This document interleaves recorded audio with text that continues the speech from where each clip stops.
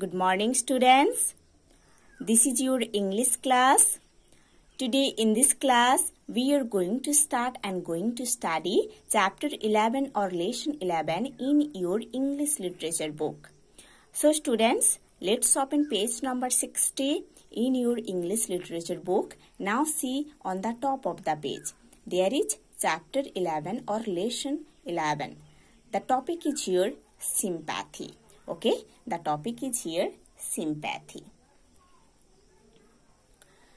Sympathy is basically a poem of 2 stanzas written by the poet M. Johnson. Okay, sympathy एक poem है जिसमें 2 stanzas है और जिस पोएम को लिखे हैं एम जॉनसन. पोएट का नाम है M Johnson. Okay, so students, let's start read. What do you see in the picture given below? Discuss in pairs. नीचे जो पिक्चर दिया गया है उस पिक्चर में आप क्या देख रहे हो? आपको ये पेयर्स में डिस्कस करना है.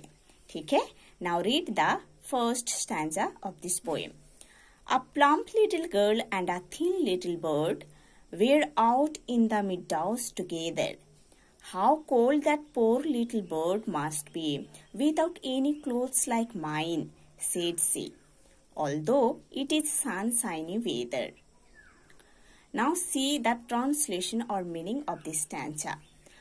A plump little girl and a thin little bird were out in the meadows together. Meadows means grassy land, or you can say green grassy land or green grassy ground. Okay, ऐसा एक land है और ground है जो कि green grass में ढका हुआ रहता है, उसको मिडाउज बोलते हैं. ठीक है?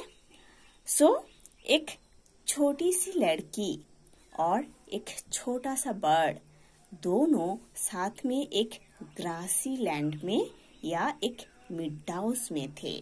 ओके, एक छोटी सी लड़की और एक छोटा सा बर्ड दोनों साथ में एक ग्रासी ग्राउंड में थे या मिडाउस में थे. How cold that poor little bird must be without any clothes like mine, said she, although it is sunshiny weather.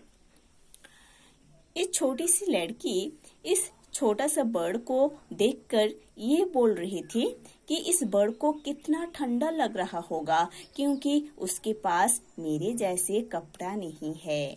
But ये वेदर एक सनशाइनी वेदर था, है ना? सूरज का तेज रोशनी था वेदर में. ओके, फिर भी ये लड़की इस बर्ड के बारे में ऐसे बोल रही थी एंड बर्ड के बारे में सोच रही थी. ठीक है? ये जो लड़की एक सनशाइनी वेदर में भी इस बर्ड के बारे में सोच रही थी. क्या सोच रही थी? कि इस छोटा सा जो बर्ड है उसको कितना ठंडा लग रहा होगा क्योंकि उसके पास तो मेरे जैसे कपड़ा नहीं है, है ना? सो ये लड़की इस बर्ड के बारे में सोच रही थी. ठीक है? Now read the second stanza. A nice little girl is that, said he, but oh, how cold she must be, for she has not a single feather, so it's shivered to think of the other poor thing, although it was sunshiny weather. Now see the translation or meaning of this stanza.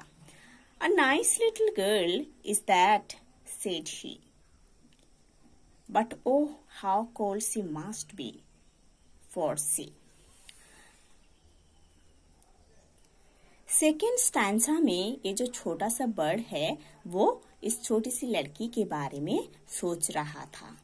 Okay, हम first stanza में पढ़े हैं इस छोटी सी लड़की इस छोटा सा बर्ड के बारे में, उसके ठंडी के बारे में सोच रही थी. बट सेकेंड स्टैंजा में हमको ये पढ़ना है कि ये छोटा सा बर्ड कैसे इस छोटी सी लड़की के बारे में सोच रहा था. ओके, ये छोटा सा बर्ड इस छोटी सी लड़की को देखकर ये बोल रहा था कि एक बहुत प्यारी सी लड़की है, बट इसको तो बहुत ठंडी लग रही होगी, she has not a single feather. Bird ये सोच रहा था कि लड़की के पास मेरे जैसे एक भी फेदर नहीं है, इसीलिए उसको बहुत ठंडी लग रही होगी। ओके, ये छोटा सा बर्ड इस छोटी सी लड़की को देखकर ये बोल रहा था कि इस लड़की जो है वो बहुत सुंदर लड़की है, बहुत प्यारी सी लड़की है, बट उसको बहुत ठंडी लग रही होगी क्योंकि उसके पास मेरे जैसे एक भी फेदर नहीं है। So each shivered to think of the other poor thing, although it was sunshiny weather. So दोनों बर्ड एंड गर्ल दोनों एक दूसरे के ठंडी के बारे में सोच रहे थे, है ना। एक लड़की बर्ड के ठंडी के बारे में सोच रहे थे और एक बर्ड लड़की के ठंडी के बारे में सोच रहा था। सो ये जो दोनों है दोनों एक दूसरे के लिए सोच रहे थे, है ना।